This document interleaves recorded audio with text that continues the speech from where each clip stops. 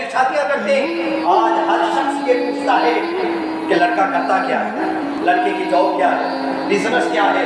कभी किसी ने ये पूछा कि नमाज पढ़ता है, शरीयत मुताहरा की पासदारी करता है। मैं माजरत से ये बयान करता हूँ कि कभी हमने ये सवाल किया कि दाढ़ी सुन्नत के मुताबिक है, हमने देखा क्या उसका कारोबार हलाल है, हराम है, रिश्वत की अपेक्षा तो नहीं है, वो रिश्वत का लेन देन तो नहीं करता, वो सूद के मामला तो नहीं करता, उसने जो फैक्ट्रियां लगाई है किसी का माल हड़प करके उसका छीन कर,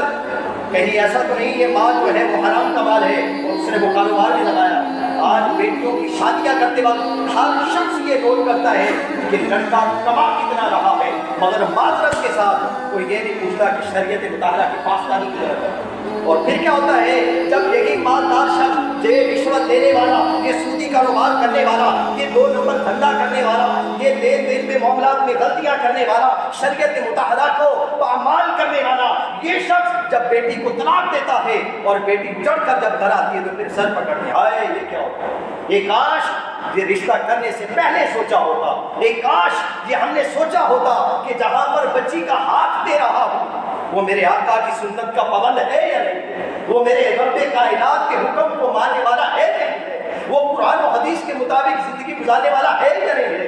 ये हम नहीं सोचते तो पता चला कि हमारे दिलों के अंदर दुनिया की मोहब्बत है जिसने सब कुछ बदल के रख दिया। हम ये तक नहीं सोचते कि हराम है हलाल है,